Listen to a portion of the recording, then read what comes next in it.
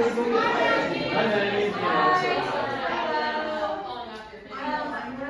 doing?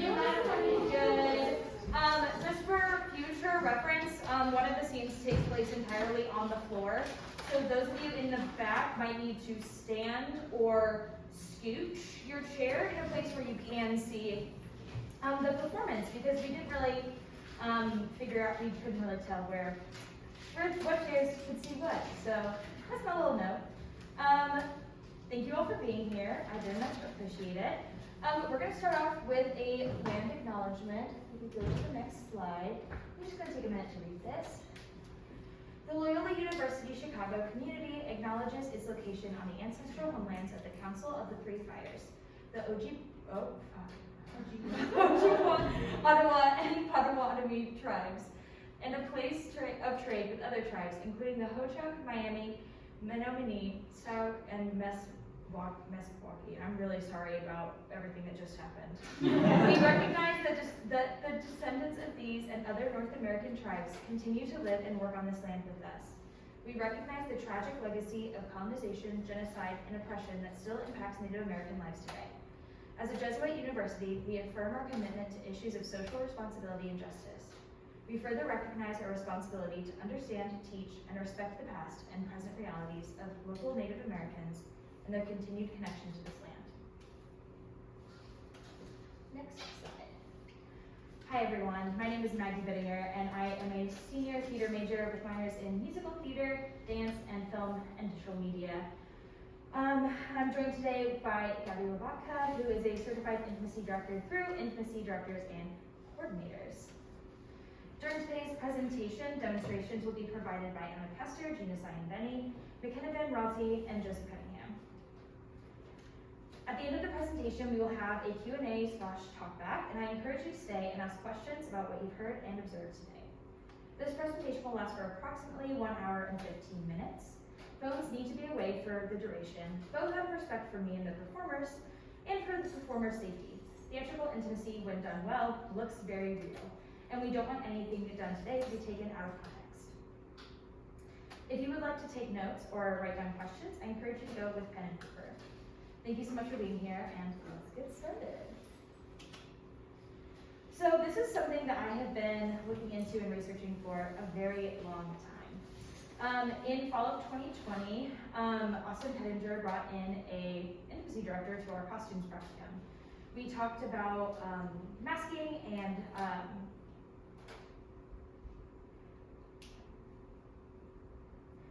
I think I knew vaguely that someone had to choreograph intimate scenes in movies on stage, but that's where my realm of knowledge ended. An intimacy director visited our class to talk about masking and modesty garments, as well as best practices for navigating the intimate world of costume design and creation. I wish I had time to go into the details of intimacy and costuming, but it is not in my area of expertise, and we have much ground to cover today. After that costume class, I became consumed with the desire to enter into this work. I proposed a second stage project that semester in order to begin my path to certification through IDC. Through the second stage process, I was encouraged to apply for a research grant through Loyola's Undergraduate Research Opportunities Program. I was accepted and began my training in 2021. I took Foundations of Intimacy 1 with Intimacy Directors and Coordinators while planning the model for this research, which would culminate into this workshop and presentation that you're listening to right now. Over 2021, I took courses covering topics such as intimacy in the acting classroom, choreography for live performance. I attended active bystander and anti-racist training, and I also became certified in mental health first aid. Mental health first aid is a skills-based training course that teaches participants about mental health and substance use issues. It focuses on recovery and resiliency. This deep dive into the world of intimacy professionals has led up to this week's workshop.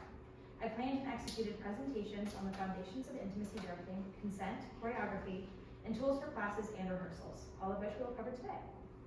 Supervised by Gabby, I choreographed a scene from Revolt She Said, Revolt Again by Alice Birch, which you will see near the end of this presentation. The next step for me after today is to synthesize my research and training into a presentation for the Undergraduate Research Symposium. Next slide. Theatrical intimacy. You may already know what this is, but we're going to go through it anyway. So, what is theatrical intimacy? In broad terms, it is intimate content that a playwright has included in their text. whether it be through literal stage directions and dialogue or through the context of the scene. Some examples of theatrical intimacy that require an intimacy director to be involved include simulated or stylized sex, nudity and hyperexposure, intense or vulnerable physical contact, and intimate physical contact, and emotionally vulnerable or intense scenes. Theatrical intimacy is about moments, like Stanley grabbing Stella in Streetcar, or Romeo and Juliet's hand meeting palm to palm. How can we put these moments on stage, uplifting the story that the playwright has laid out for us within the actor's boundaries? That's what we'll talk through today. So what is an intimacy director? An intimacy director is an actor advocate. They serve the people with the least power in the room, who historically have been actors. They are also a choreographer. They block out intimate scenes using deloaded and neutral language, which we'll go over soon. Intimacy directors want to foster a brave space, one where performers can create art and experiment within their boundaries. The idea of a consent-based space debunks the idea of yes and. Though it has been drilled into our heads since children's theater, it is not conducive to boundary setting. Try instead the idea of no, but. No, that isn't within my boundaries, but can we try this instead? Intimacy choreography needs to be documented and recorded well to ensure it is consistent and repeatable, similar to dance and fight choreography. Details and practices. Actually, hold on, pause, it's mouthwash time. Our performers will be kissing, so I'm going to invite them up. Hydrogen peroxide mouthwash is recommended by Theatrical Intimacy Education founder Trustee Pace to eradicate COVID-19 germs that live in the mouth for 30 minutes, as well as freshen breath to ensure a hygienic kiss. That being said, this practice is not industry standard, as there are long-term adverse effects of using hydrogen peroxide mouthwash 8 times a week. McKenna and Joseph will have used this mouthwash a total of 3 times during this entire week, so there's little risk of long-term damage. And now in my head,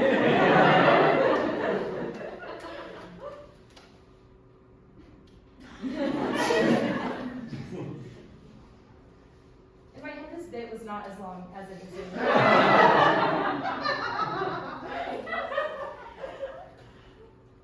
feel like it'll be too distracting if I keep going. Welcome to mouthwash time. Okay, next level. Intimacy directors and coordinators have outlined 5 pillars of intimacy direction that ground their practice. These pillars were originally created by Intimacy Directors International. We will go through all of them now. Consent. I'm sure most of you know what consent is, but let's break it down using the Fry's model laid out by Planned Parenthood. Consent is freely given. A yes cannot be pressured or coerced. Reversible. Consent can change day to day, it can be taken away, and no one is entitled to an explanation as to why. Consent is informed. You need to be understanding what you're consenting to completely before the consent can happen. Consent is enthusiastic. In the world of theatrical intimacy, this may look more like confidence in the choreography and storytelling. Consent is specific. It is detailed so everyone can understand what is being asked of them. We'll talk about this further, but in theater, this is about consent in the context of a specific scene. It does not mean that you're consenting to that same touch outside of rehearsal and performance spaces. This also uplifts the specificity of consent. And you cannot consent to a surprise. Surprises violate all elements of Fry's, and it's important that we not eradicate necessarily, that we prevent surprises from happening in theater spaces. Now we're going to go over some boundaries. There are physical, emotional, and professional boundaries are the ones we'll be talking about today. Physical boundaries. Where are you comfortable being touched? In what context? With what costume? Emotional. Are there things you don't want to talk about in the rehearsal room? If you have a personal connection to the story, maybe that's something you set a boundary around during rehearsal. Professional. Not referring to the characters by the actor's name, because you are not the character, you are the actor playing that character. Romeo and Juliet are having sex. Richard and Lorraine are performing their intimacy choreography to tell the story of Romeo and Juliet.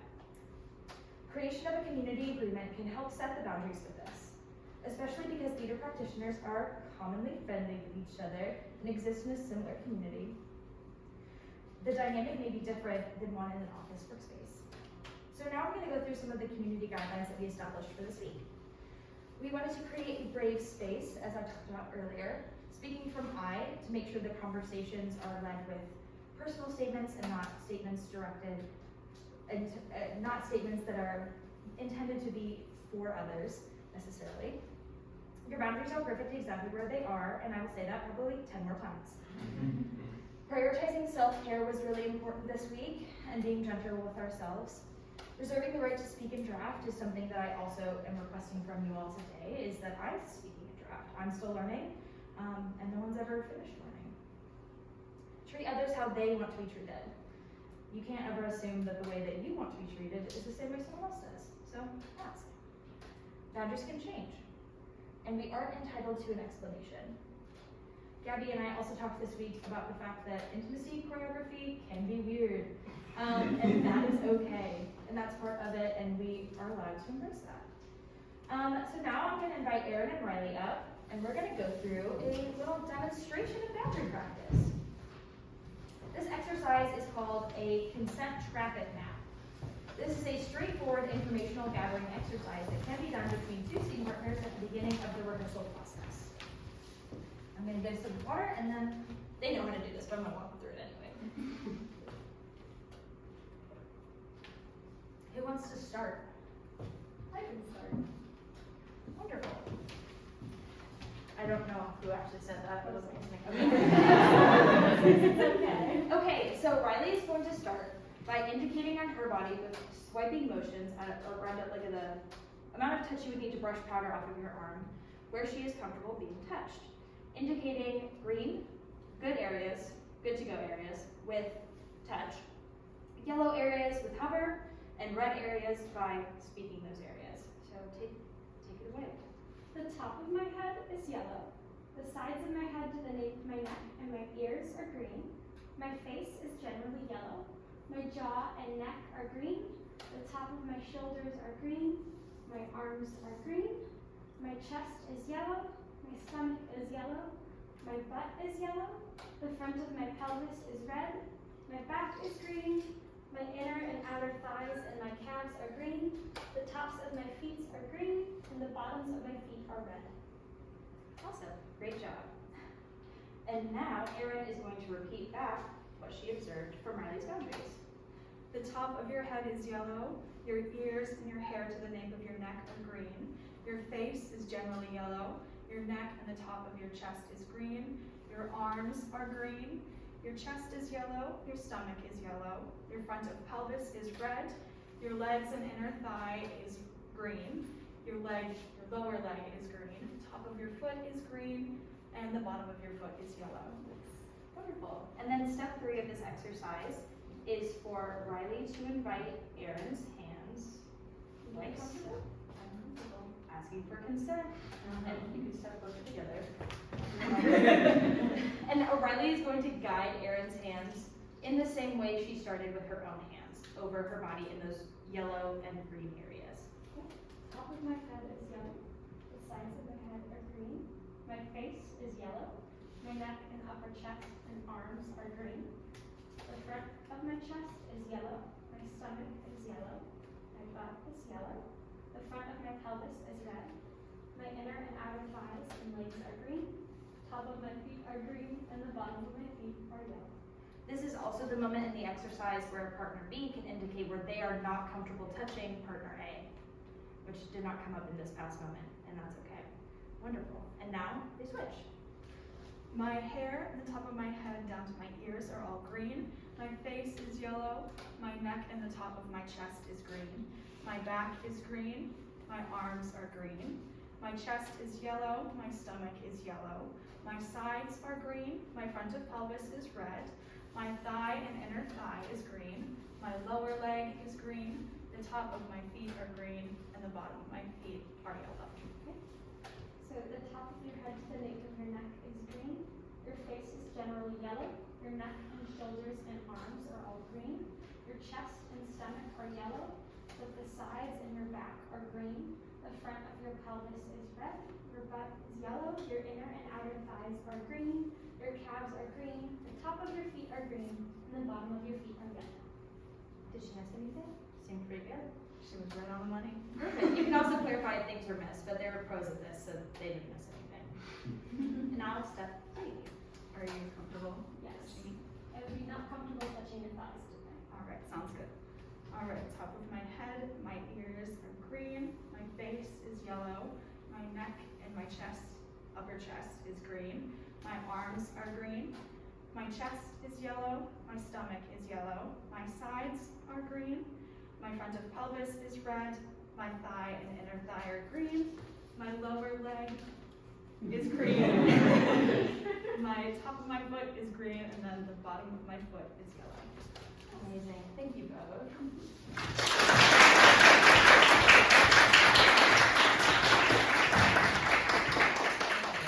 So I'm not super good with time, but that did not take very long.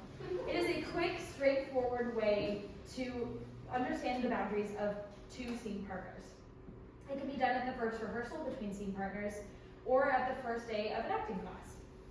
You cannot assume that a hug is okay until you clarify that someone's arms and back and chest are green in the context of a hug. This exercise is a great way to establish physical boundaries between performers that may be spending a great amount of time together. It is much easier for actors to safely act on impulse when they are aware of the boundaries of others in the scene. This also creates shorthand for the rehearsal hall and facilities communication on boundaries day to day. Next slide. Oh, it's already there. Thanks, Avery. In my first intimacy class I've ever taken, one of my instructors, Maya, said that it is hard to know what your boundaries are when you've been told that you shouldn't have any. It is important that we take the time to unlearn some of the practices we were taught as young performers.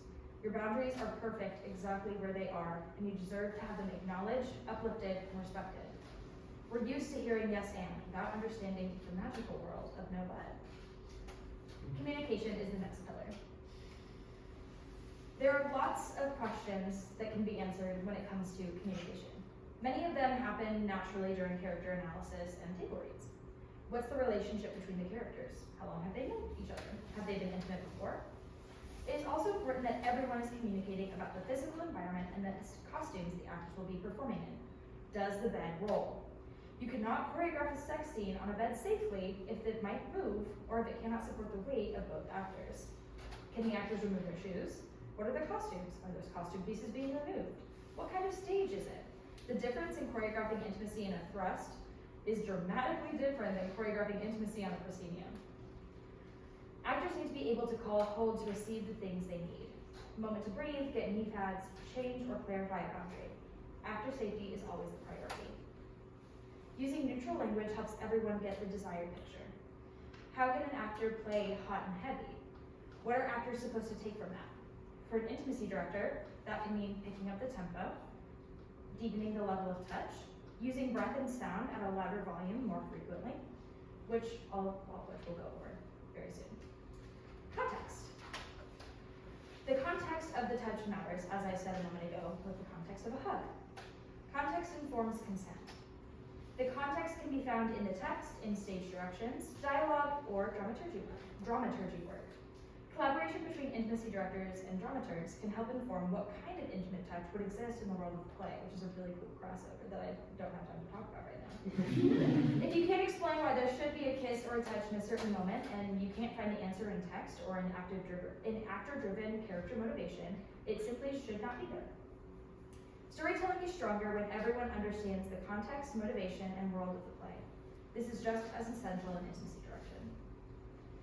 In the scene we're going to show you today, there are no stage directions.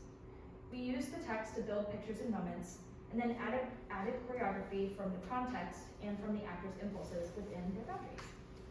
Choreography.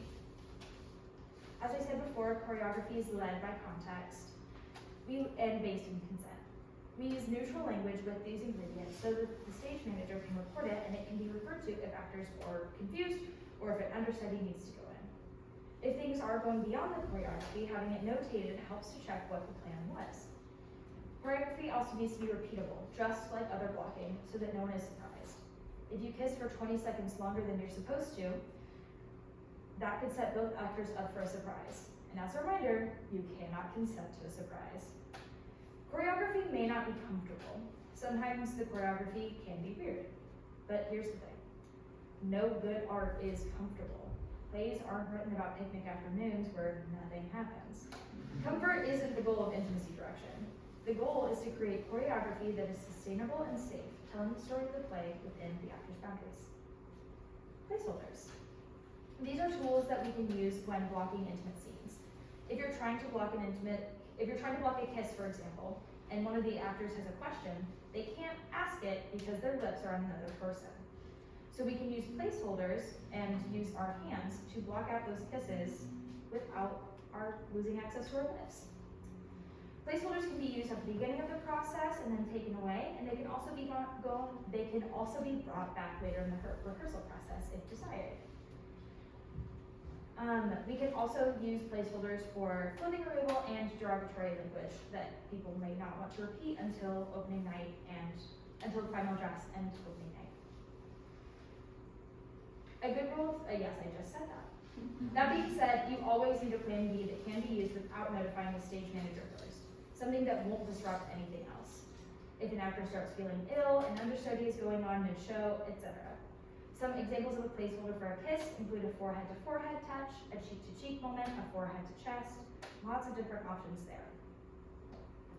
Next, and we also used placeholders this week for several of the actions that will be performed later today, and we will walk you through those. This is, okay, ingredients, awesome. These are the ingredients of choreography as outlined by Theatrical Intimacy education. The first is opening and closing distance. Actors moving away from each other, actors moving their hands together, moving their opening and closing distance between lips. Basically anything and everything can have its distance opened and closed. You can close distance between a chair and a person. Levels of touch. There are 3 levels of touch: skin, muscle, and bone. Skin level touch is the light one that we talked about earlier. It's the pressure you need to brush powder off your hands. Muscle level is the amount of pressure you would need to finger paint on your arms and to move paint around. Bone level is the amount of pressure you would need to mold clay, which doesn't make as much sense when it's on your arm. That's okay. Tempo and counts. Pretty straightforward. How long is it gonna last? What are the beats? When is the distance closed and for how long? When is the distance opened and how long does that take? Shapes. The 3 main shapes are the figure 8, the arc, and the circle. And I will be sort of highlighting what those are after our first scene today. Destination. There's actual and intended destinations. For oral sex, the intended destination is a face to genitals. For simulated choreography, the destination is nose to inner thigh. Same effect, completely different destinations. And sometimes the destination is what you think it would be, which in kissing is lips to lips. The next ingredient is eye contact. So much of our interaction with each other is seeking and avoiding eye contact. Currently, I'm trying to avoid eye contact with all of you. Flirting is as simple as seeking and avoiding eye contact with another person. Lots of things can make eye contact, similar to the opening and closing distance. My elbow can make eye contact with the risers over here, and that can mean something. It can mean something.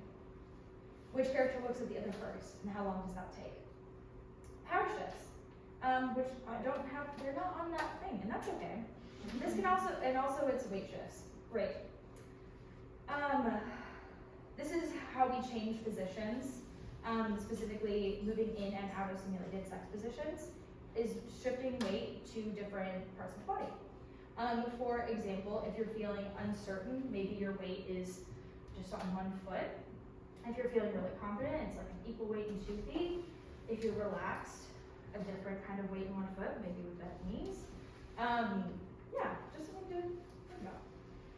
Breath and sound. It is important to not use everyday phrases when it comes to breath and sound. It's more about finding the vowels to breathe and make sounds on. These sounds can be sharp or soft, long or short, deep or shallow, high or low. If the director wishes the scene to be more passionate, add more breath. In Polaroid stories, during fight and intimacy calls, this was the #1 note that the performers were given every single day.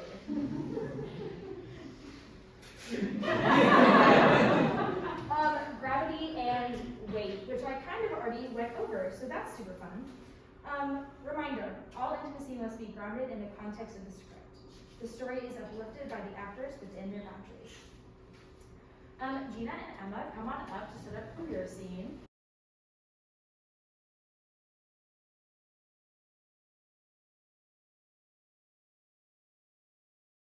Yeah, perfect.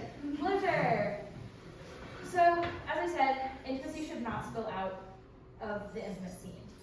Intimacy needs to be contained. Closure practices between actors can look like verbal statements. This is what I did as my character. This is what our characters did. Versus this is what I did, and this is what you did. Stanley forces himself on Blanche in Springboard Gesture. Mark and Tammy both consent to the choreography that they are using. This can happen before/after the show, after the scene, alone, or with each other. It can also happen on stage in what's known as a springboard gesture that I just illustrated. This can be like a fist bump backstage, or I used everybody as an example. Love and everybody could do a hand squeeze before they go on to the skeleton dance, or do a little double squeeze after their embrace in that one part. I was not involved in the show, I just watched it, but that's fun. Closure is especially important to prevent the showman's effect. Closure is important because even with the simulation of sex acts and even with choreography, the body can interpret the stimuli that results in the body can interpret the stimuli that results in possible chemical or vascular responses that cue the body to believe that sex might happen. Closure in the form of a physical gesture is one way we can remind ourselves and our bodies that this is not a real scenario, even if the nerves or hormones tell us otherwise. Without closure, whatever physical and emotional reactions we have as performers could possibly be conflated into our actual lives, resulting in showmances. Now we're going to move into tools for rehearsals and acting classes. But first I'm going to start by talking about power. Power is not a good thing or a bad thing. It is simply something to be aware of. In education, there will always be a power dynamic. Often the people casting shows and giving production assignments are the same ones giving us our grades. Leadership is a burden, not a right. Consider your power before making choices, especially in academic settings.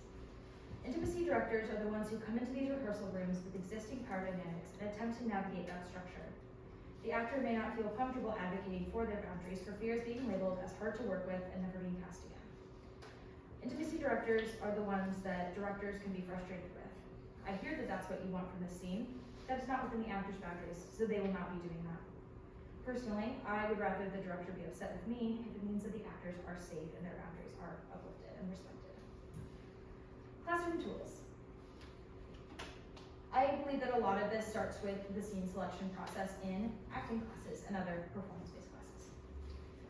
Collaborating with students on material gives them the opportunity to express what they are comfortable with performing, what they're not comfortable with performing. Many shows have content that students don't want to work with their freshman year of college. If they are uncomfortable with the content of the scene and/or cannot perform it within their boundaries, you can provide another scene. You can also make effort not to choose text with kissing, sex, violence to avoid the need to block out time for intimacy choreography. Especially for scene selection in lower level acting classes, it is important to separate the foundations of text analysis and acting technique from intimacy. If intimate scenes are being assigned, go over consent and boundaries with the performers before they enter into independent rehearsals, using boundary practice as we illustrated here.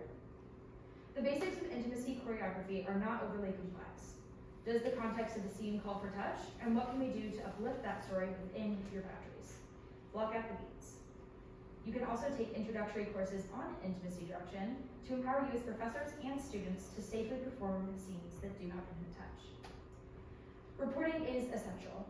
Students and faculty should be informed on who and how to talk to if they have questions, concerns, if something happens outside of their boundaries, or if something makes them feel unsafe.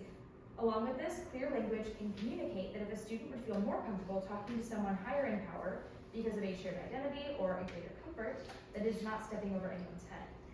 The point is that issues are being reported and discussed.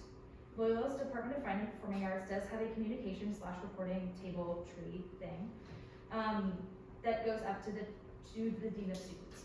However, the participants in my workshop when I went over this did not know it existed nor have ever seen it. This document is incredible and important. What if we put it on syllabi or on the goal board? Simple steps to increase our ability to report things that are going on in our department. Moving into independent rehearsals. Some professors have started a process of rehearsal reports for student rehearsals. Encouraging the use of neutral spaces so students are not rehearsing in their personal dorm rooms can alleviate a lot of the undue intimacy that can happen and interesting peer-to-peer dynamics in our outside of class rehearsals.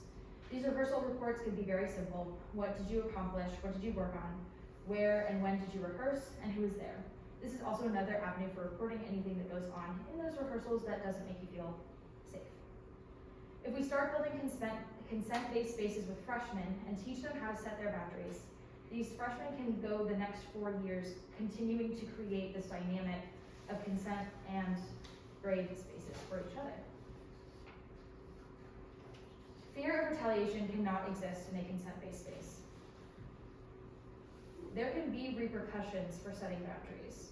If you refuse every scene your professor offers to you in an attempt to find a piece that works within your boundaries, your professor cannot give you a grade for that section of the course. If your boundary is not to perform in front of anyone, maybe you should not be in an acting class. We cannot magically create safe spaces. The world is not inherently safe. Everyone feels safe in different contexts. All we can offer is the opportunity of a brave space. But if you or your students fear retaliation from setting boundaries in classes, the space is not a brave consent-based space. There is always a student-teacher power dynamic, but consent does not leverage power, coerce, or manipulate. Moving into auditions and casting. Having an audition notice with intimacy requirements of each role, as well as a copy of the play available or a link to purchase the play, so that actors can know exactly what they're getting themselves into as they audition for specific roles. You can also use an audition disclosure form, which we will talk about in just a second. It is also important to include the content of a scene on the casting notice, which I sort of just mentioned. What will the actors be asked to do? What will the actors be asked to witness? For Spring Awakening, as an example, the entire ensemble has to witness simulated sex acts. Not everyone's comfortable witnessing that, especially if they're, that's not anything what I just said. The ensemble may not be comfortable witnessing sexual acts on stage, period, end of sentence. For directing class scenes this semester, we generated a Google form, and that worked really, really well. The standard professional practice is that there is not intimacy in callbacks. It puts the actors at an unfair place of attempting to participate in a chemistry call, especially when there isn't enough time to set boundaries. Callback spaces are not ones that are filled with an abundance of time. Chemistry can be simulated with the ingredients of intimacy choreography that we laid out earlier. If nudity is being requested at a callback or audition, ask why. There is a slim chance that that answer will be anything other than fatphobic.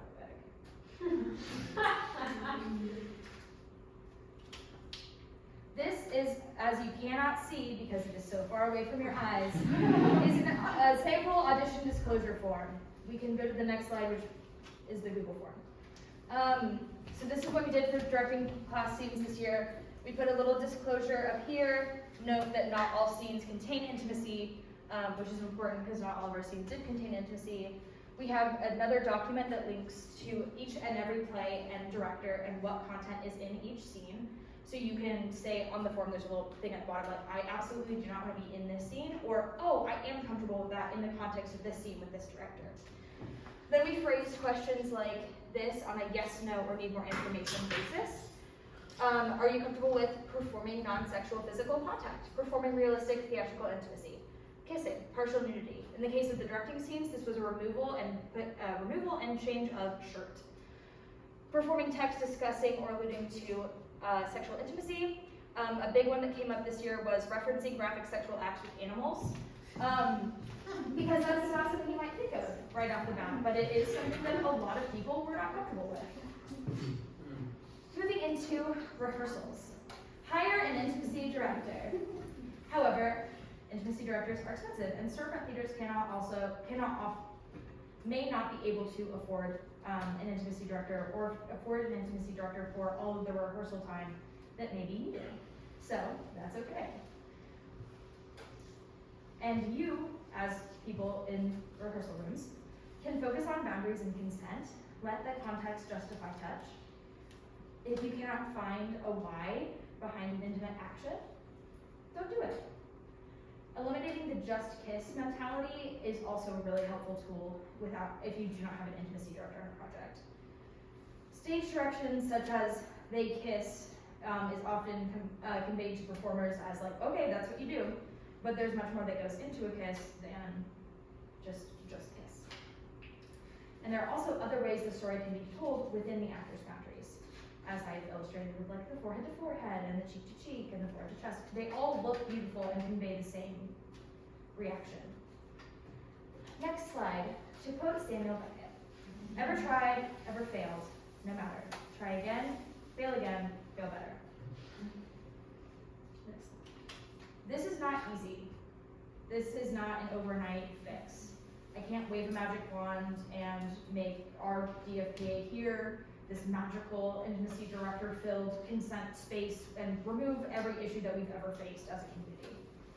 I can't do that with the Chicago theater community, and I can't do that with the world. This is a process. Change begins with awareness and education. Thank you for giving me this space and time to open the doors to change.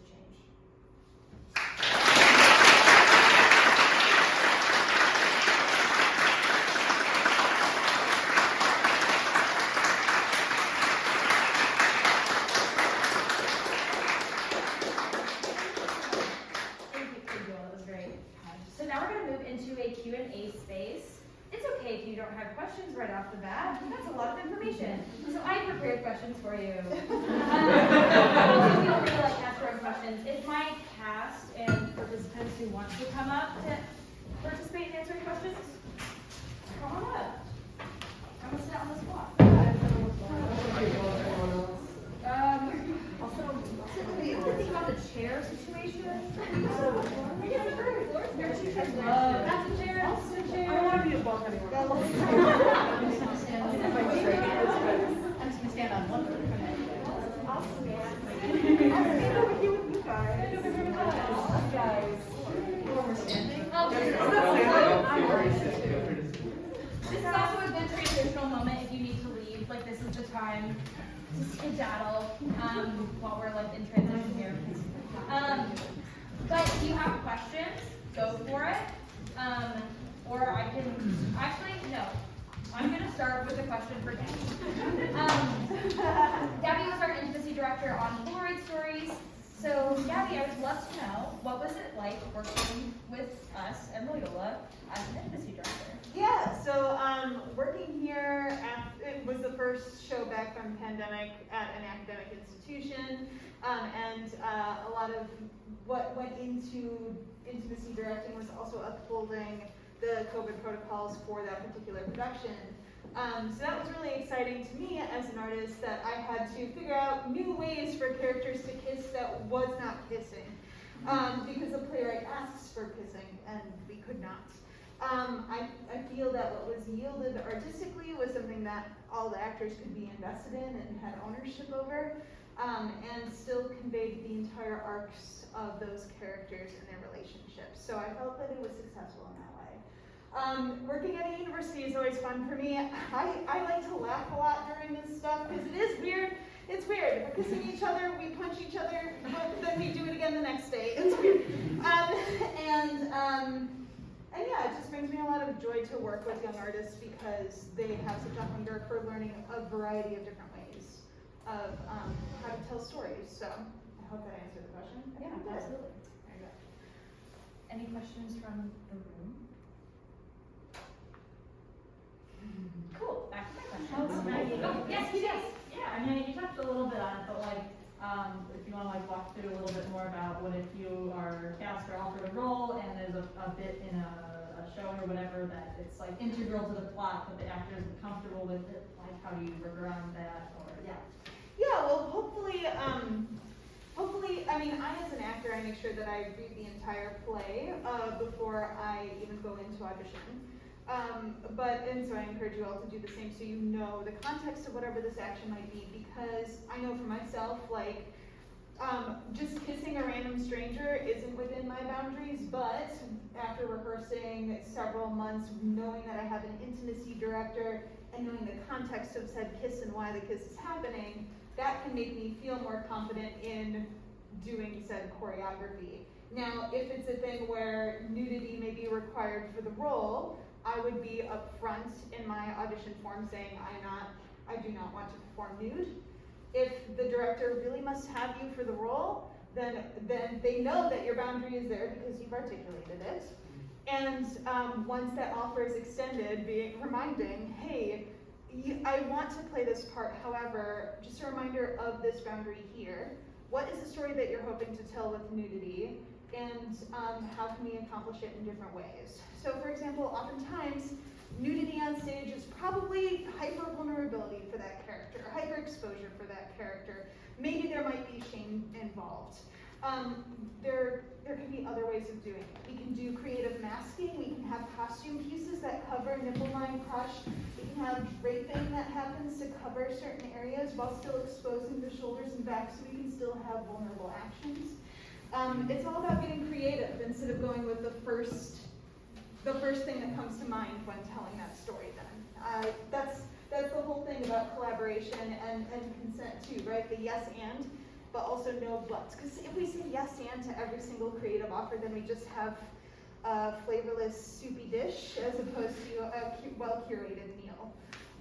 So getting creative and uplifting my own communication is what I would offer to you all too if you are considering to do a role that is outside of your boundary. And sometimes you want to challenge yourself too. I think there is a difference between discomfort and danger. There's a difference in that. And we all have to take responsibility of ourselves in measuring, is the story of, is me playing Blanche Dubois dangerous to me or uncomfortable to me? And is that a challenge that I want to rise to? As opposed to, I must play this role in order to get an A in this class, but then traumatizing myself the whole time while doing it.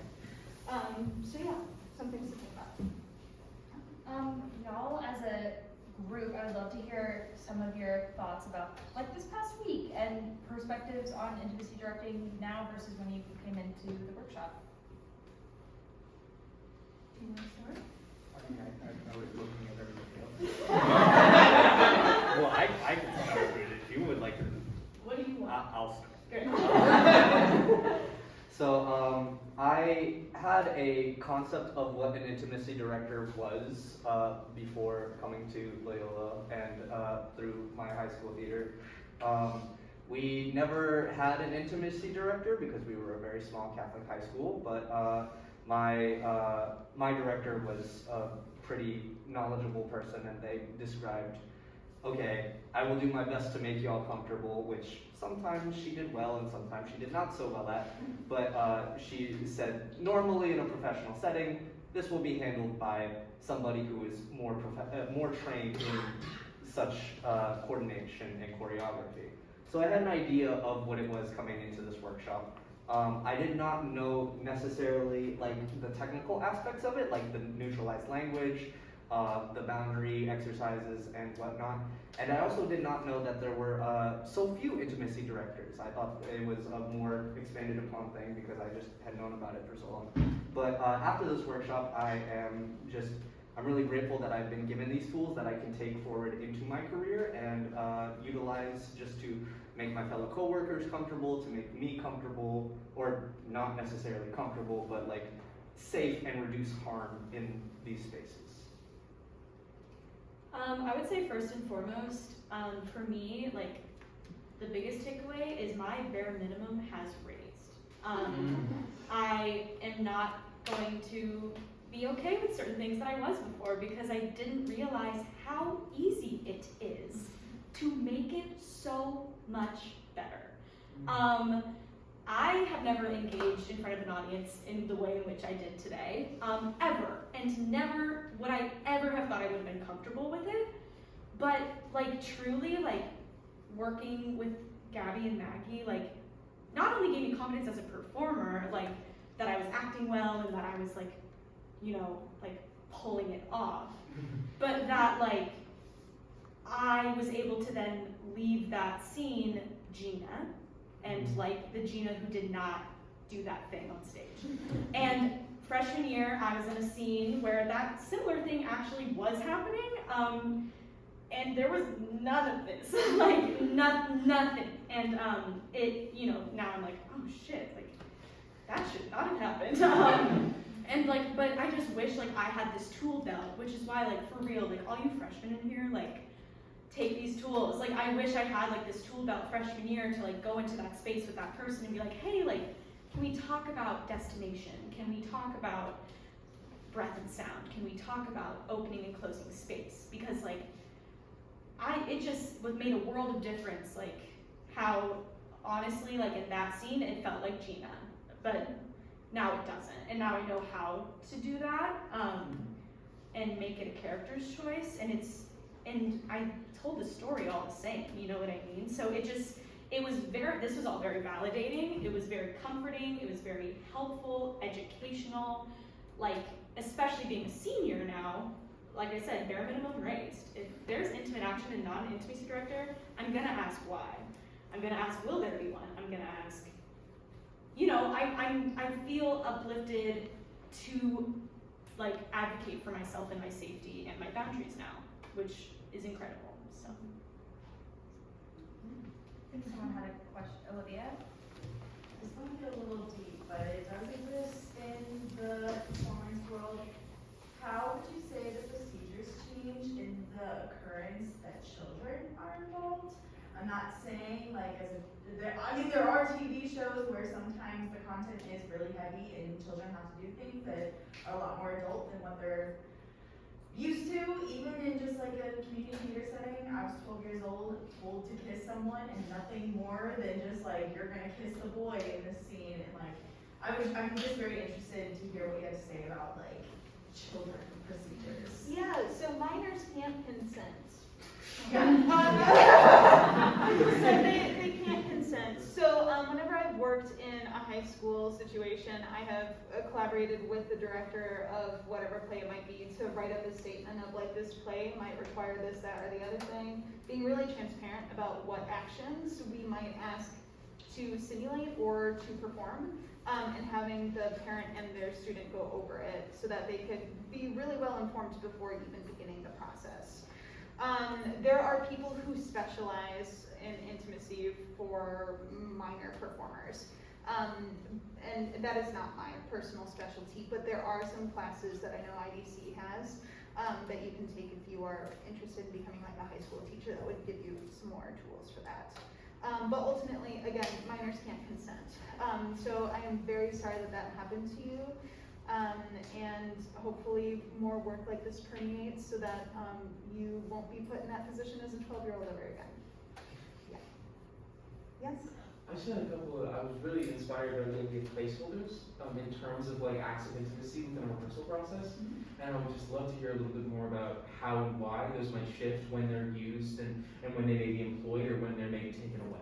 Yeah, I'll take that one. Sure. Sam and I are actually doing a scene in Acting 4 right now where there is a kiss in the script. We're doing it with a high five. That could change and move into a hug, but at this point, like, we haven't gone over it more than just knowing that we're currently using the placeholder of a high five. So it can be changed, and it also can be brought back if we realize that it's not sustainable. It's also something that I utilize in intimacy calls with professionals, like at the top of a week, or if there are tons of really complicated simulated sex scenes throughout, having them do the rest of the choreography while only going cheek to cheek with the kiss instead of lip to lip with the kiss, so they can really focus on all of the movements that they have to do and make sure that they're communicating well.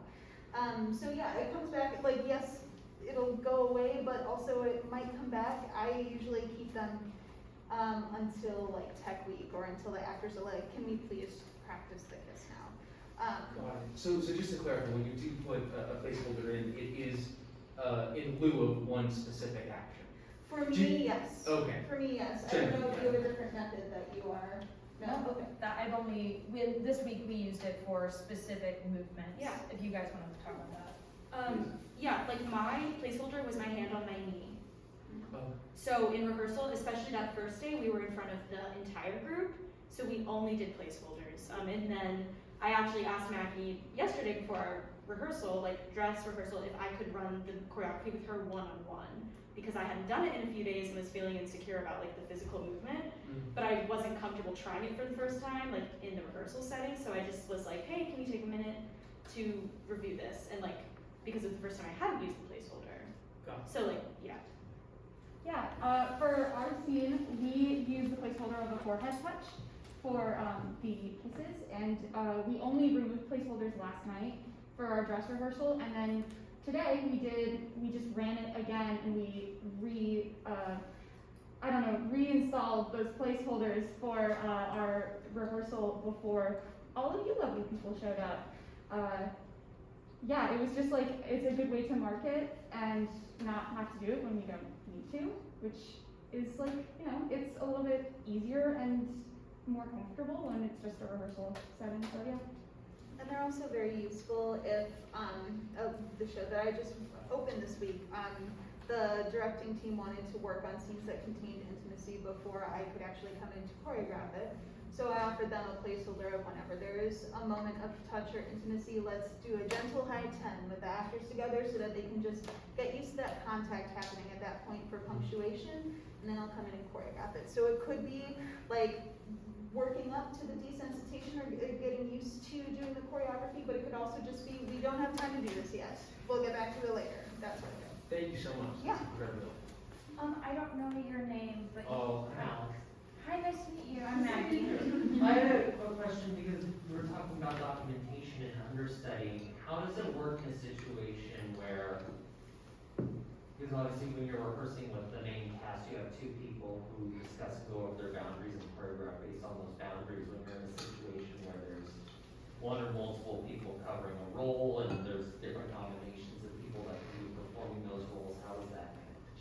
McKenna?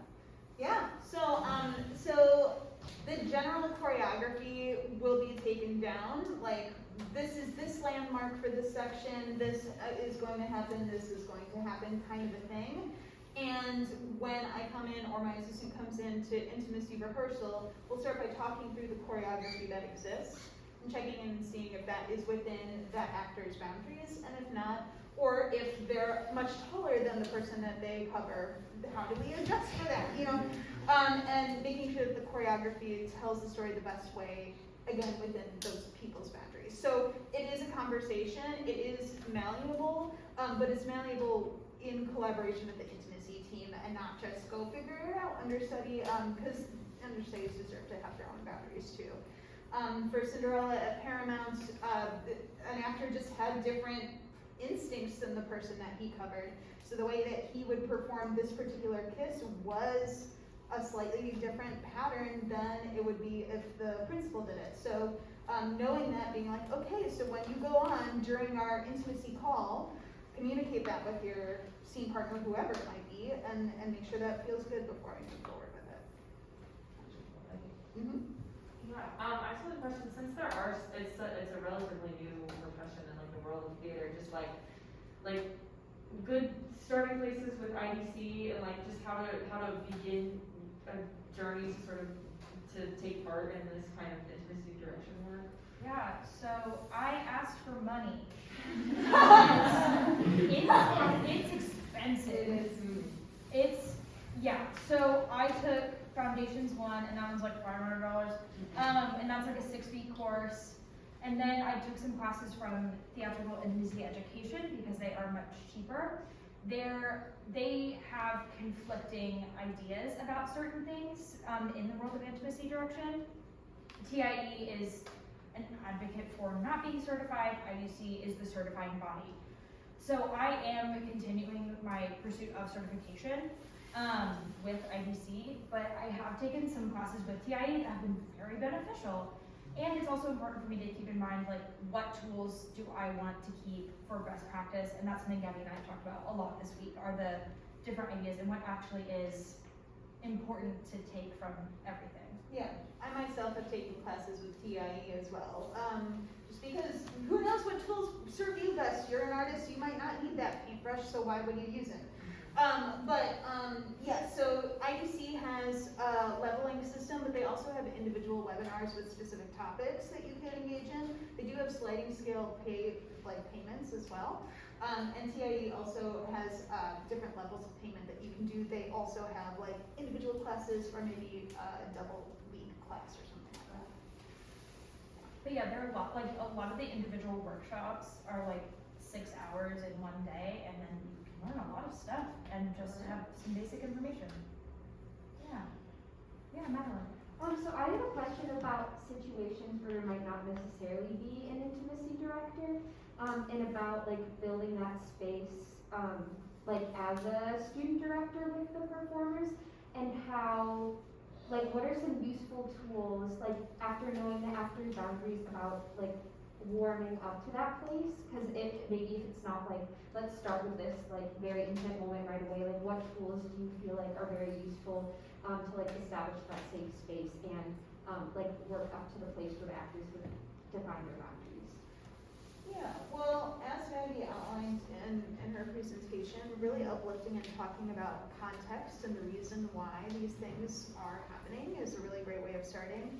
Having placeholders of hands, but also as a director, especially as a young director, I know I needed to learn about flexibility personally, so knowing that like my vision might not be exactly enacted, but how will the audience feel about whatever we land on together? And kind of uplifting that and uplifting that collaboration. How do you feel about this? What do you think your character would do, etc.? What do you think? Yeah, when I was choreographing the McKenna and Joseph scene, I gave a suggestion, thank you, it was so helpful what you did. We basically went through this text reading and marked moments that like, maybe there's a touch here, maybe there's a kiss here. And that was really helpful for them to just like think through with the context, like what that action may be.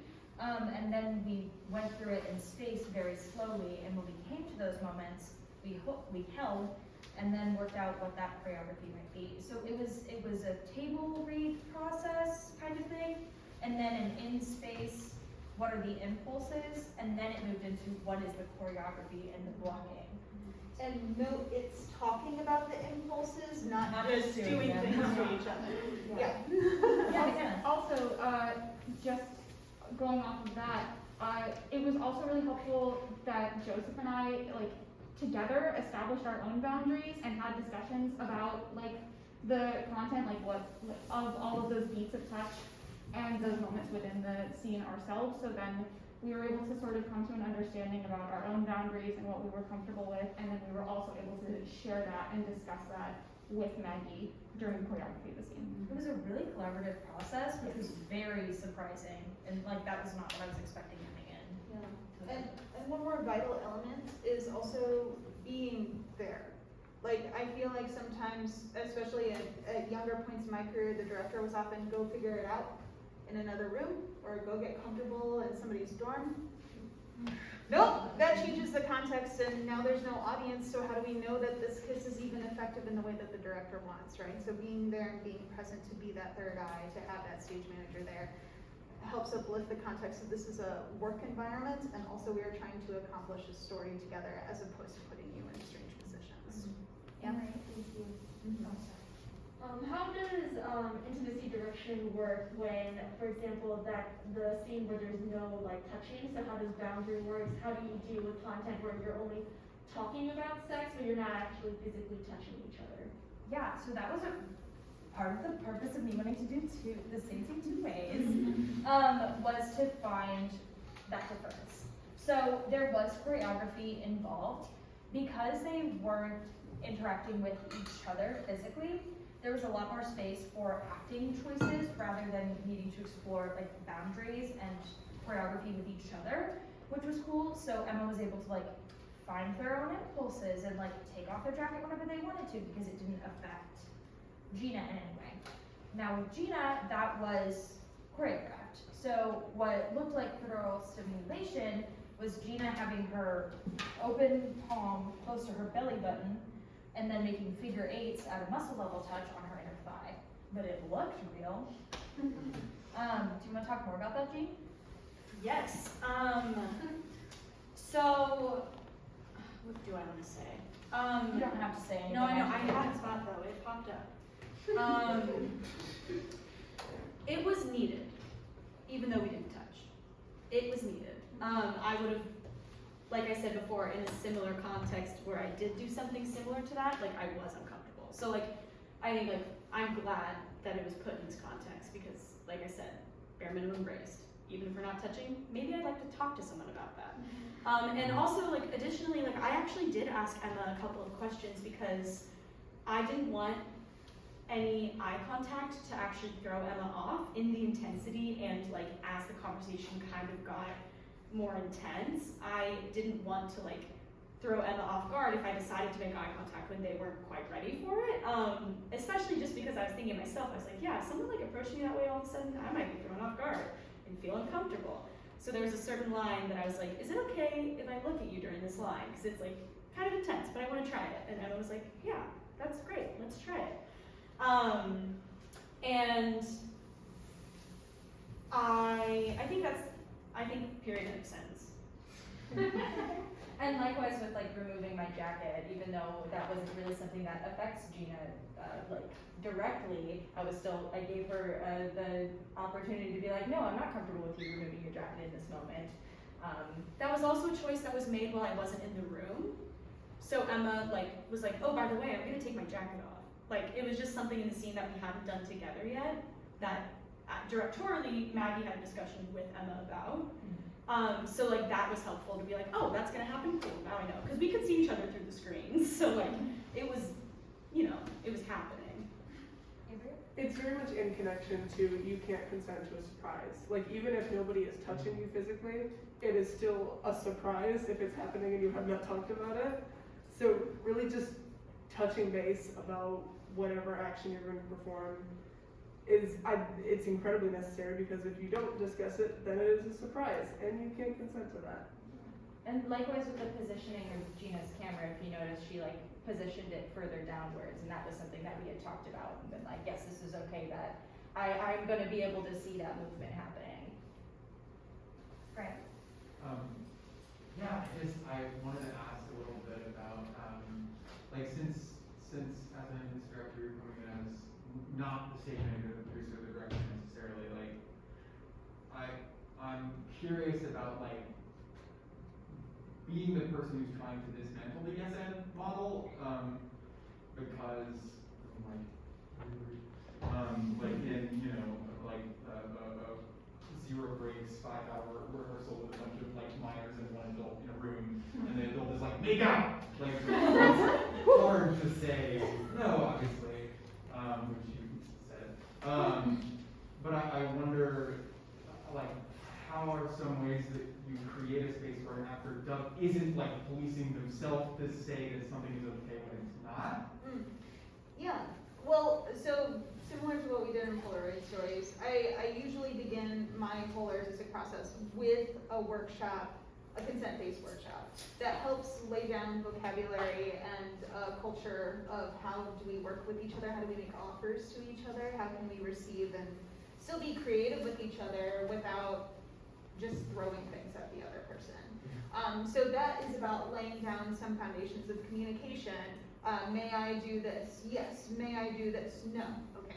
May I do this? No, but you could do this, right? Giving a little scripts that people can touch base on when they are generating together, so that the creative process can be consent forward, but also efficient based on whatever time constraints we have, and a creative place, and a break space. If we have language that we can keep on coming back to, if we have a cultural agreement that we can keep on coming back to, then we can still generate, we can still play, we can still dare, and we can still fail without it being such a harmful place. I hope that answered. But starting at the very first rehearsal or the very first week, laying down, here is a culture that we are creating, here is some tools that we can use as we create, whether or not I am here as an intimacy director, can only help as the rehearsal process continues.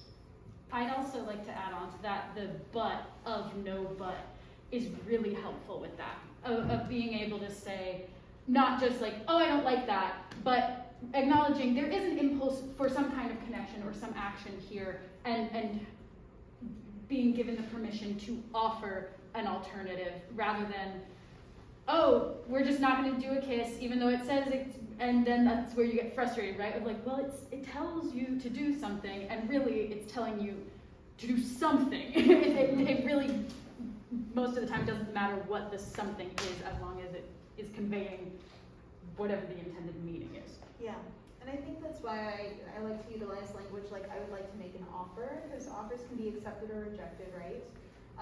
Or making things open-ended, right? I have an impulse to reach out and stroke your hair. How do you feel about that? And then they can respond with, I think that's fine, or no, could you do my neck or my shoulder instead, right? So we can still be collaborative.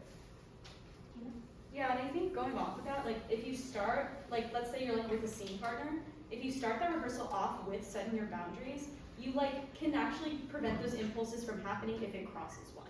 So like if I was working with Joseph and Joseph's like, don't touch my hair today, but I had the impulse to touch his hair, but then I'd be like, nope, let's find something else. Like it like prevents those boundaries from being crossed when you set them to start it, and then that way you can collaborate more effectively with each other. And if a boundary accidentally gets crossed, since that communication happened ahead of time, you can also clock that for, oh, I'm so sorry, you actually said that you don't want your hair touched today and I just did that. I'm sorry, can we please try the scene again? How can I support you in this moment? Yeah. Alright, I don't know if we have any time left. I was just curious, if when we're in a rehearsal situation and there is like a moment of physical touch or something, but there's no intimacy director present, and we would like how do we advocate for ourselves without it becoming like you didn't hire an intimacy director. I mean, the thing that often brings intimacy directors into rehearsal spaces is the actors asking for an intimacy director. Like, asking is not, the worst that can happen is that they say no. But, I mean, yeah, culture's changing. Yeah, but I gotta go. yeah, I mean, like, what you're saying too is like, intimacy directors are not the touch police, right? Like, I don't have to be there and be like, you're not touching until, no. If you have those communication tools to know, like, yeah, you can touch my arm at any time during the scene, or if you wanted to wrap your hand around my waist, I'm totally cool with that. Like, making offers even in that way to invite some of that play, some of that more casual touch, while uplifting boundaries, like just naming them ahead of time can help free you up for playing within the moment if you don't need an intimacy director. Does that kind of along the lines?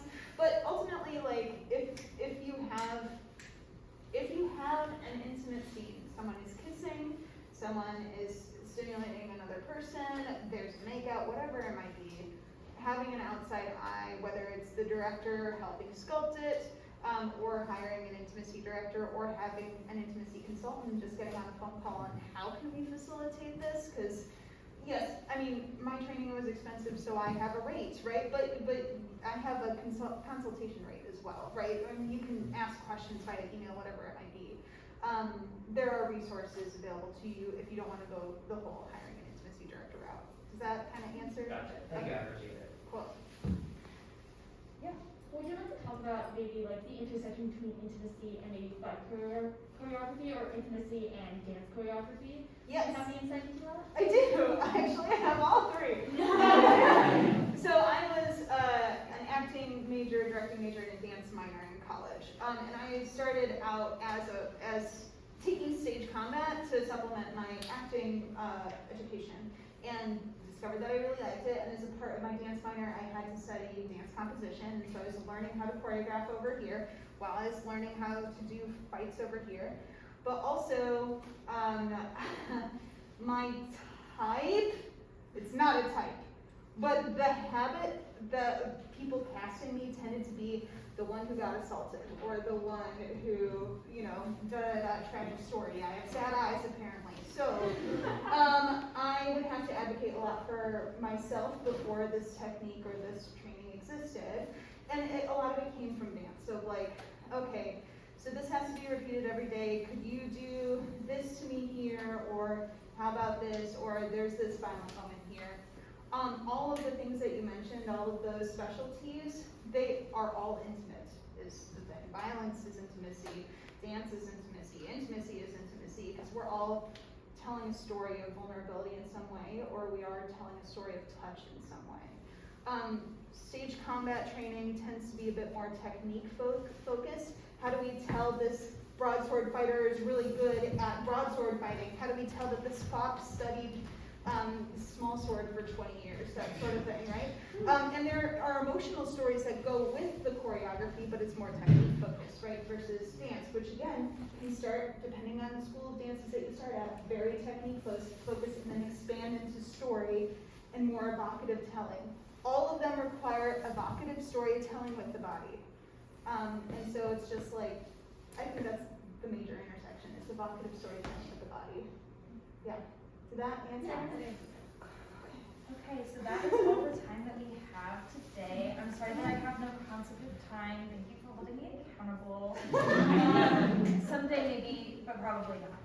Thank you all for being here. I really appreciate it. Thank you for your wonderful questions. I feel very supported that this many people showed up. So.